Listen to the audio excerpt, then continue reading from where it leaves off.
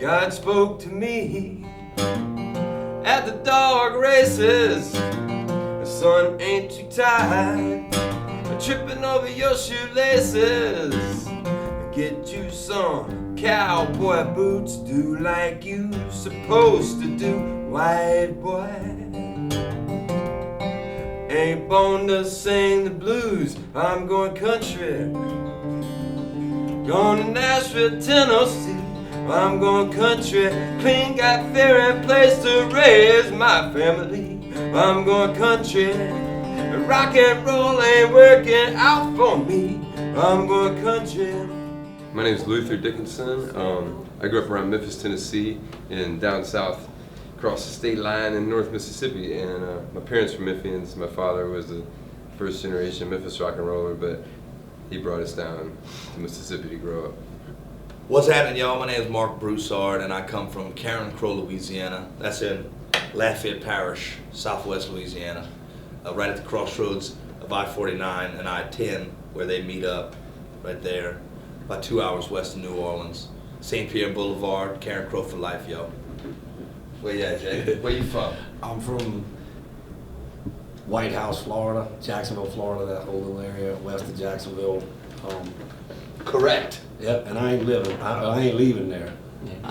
All right, I'm Anders Osborne. I'm from Bayou St. John by Esplanade in City Park, Mid-City, New Orleans, Louisiana. Knew that I was having trouble coping. The questions your departure seems to leave. Well, I think I might know what you want to say. Give him hell for me. Try your stupid eyes, you big baby.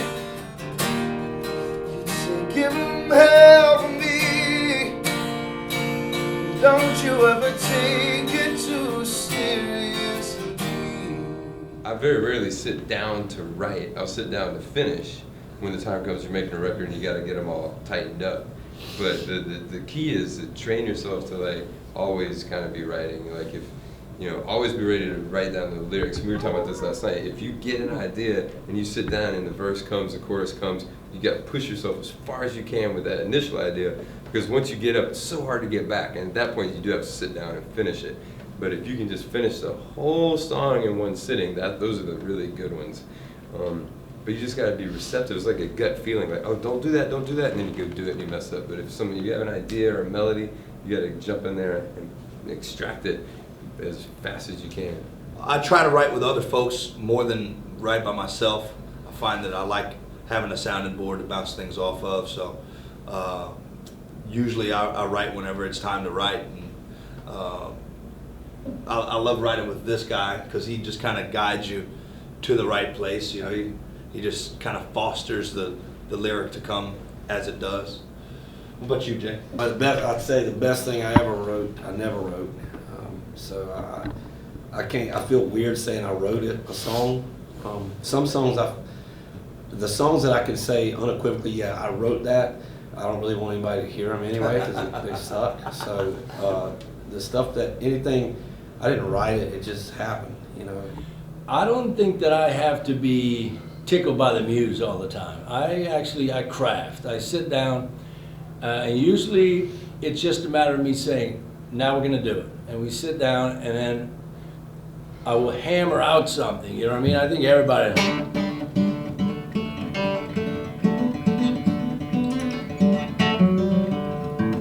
out of that all of a sudden, oh wait, what's happening there? And then you go there, and then you turn, and then you search for that, and then that's usually how I start. It's all music, no lyrics. It's just all music, music, music. I don't have to write these quickies. I do those, but I don't desire them. Has it always been that way for you, Anders? Yeah, the muse comes when it's time for me to sit down, and I just sit down and. That's beautiful. Yeah, I don't have to wait. Start a school, because I'll attend, trust me, man. I want to go to that school. I'll take that in class. What's your charge? Almost over the edge, this mirror light that sends by everything that you send out. grace you give, giving back. Now I'm loving every minute I live. Feels so good to be warm in the sun.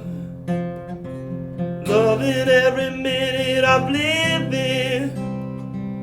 Feels so good to be warm in the sun. Loving every minute I'm living. Just been making a lot of records. It's such a long cycle. It's like you write them and then you make them and then you wait for them to come out and you're on the road the whole time. And then, so that's the most exciting point when you're like, you're starting back from scratch. You gotta work your way back up to making more records. Yeah. So that's exciting. So I've got a record coming out July 29th. I've worked on this record for quite a while now.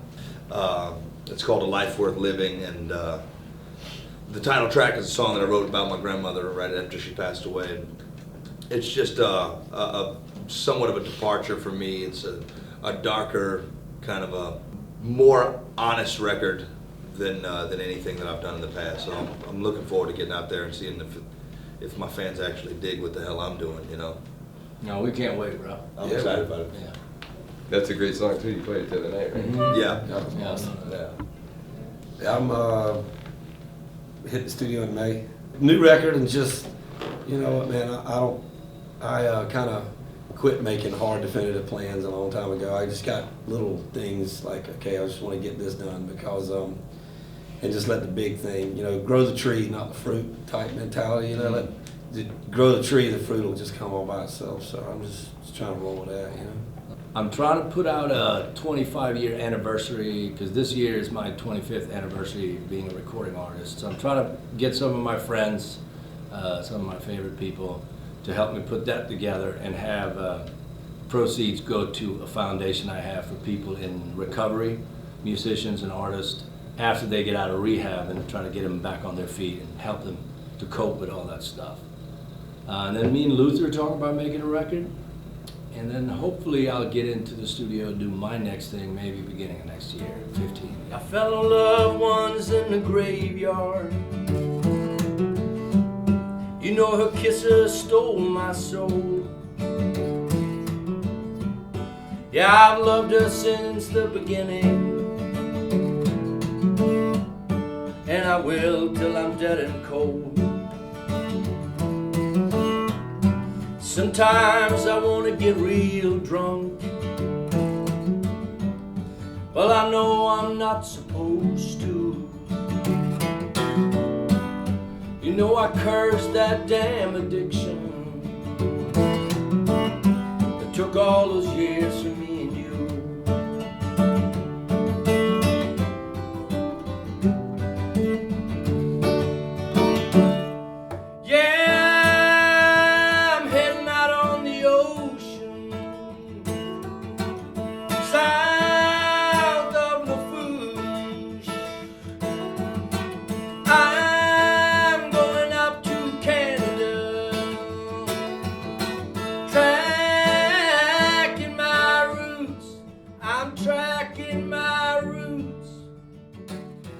I agree. To me, it's just tremendously inspiring. Like, I mean, to sit around people that are just filling you with inspiration, that's amazing. Because it's not just a backup band where everybody's a great drummer, these are like 3 artists that I can just sit and enjoy an entire concert with. So I get to sit there and just check it out, and I get to jam a little bit. It fills me with all this courage to do my songs. Maybe change my songs, like he's saying. Maybe I got to work on this, and man, I got to do a little better. That was fucking badass. So you're kind of upping everything. Mm-hmm. The root of it is pure inspiration. There's no just doing a show. There's really up the ante a lot. Yeah, totally. Yeah, it's like being doped up a little bit. It's nice. Yeah. I also feel I got to say too that when we're going down the line doing songs. I might have said, okay, before sound check, I'll do this song, you know, and then Luther sings something like, man, and then he sings something, and I just like, okay, it gives me wings. Like I'm gonna try this. Then it's Yeah, almost like totally. a conversation. Like we're all Yeah, telling yeah. stories. Yeah. It's like, well, man, wait till you hear this shit. Check this Right. out. I know this guy that and then and then Andrew's like, man, I know a guy that did. Check this out. And then that's how it feels to me. Yeah. I'm like, oh my gosh, this is It awesome. feels great. Yeah, it's inspiring. Makes me wonder why the hell we hadn't done it before. Yeah. While we're not booked further ahead. You know, just one guy with his guitar, that's my favorite art form. You know, be it whoever. It just doesn't get any better than that, more intimate and real than that. Yeah. So it's nice to see everybody doing it together. And not to take nothing away from a full band or nothing, but I always figure like aliens would come here one day and see a guy with just his guitar, and like they would hear a Mississippi Fred McDowell or something and Yeah. say, this is the culmination. They would look at it the opposite way, like they would see it like he's at the apex of the pyramid, so to speak, or somebody like him. Where it started out where they used to have 75 people playing at once, or a big band or an orchestra, and they kept tuning it down till they finally got to where this guy was just one guitar by himself, and instead of the other way around. You know what I mean? Instead of it getting more complicated, they simplified it and made it better and stronger. And now one guy's able to do what it He used to just take. breathes on stage. It used to take 30 people. I've never thought of that. That's an awesome thought. Yeah. That's really a good thought. Yeah.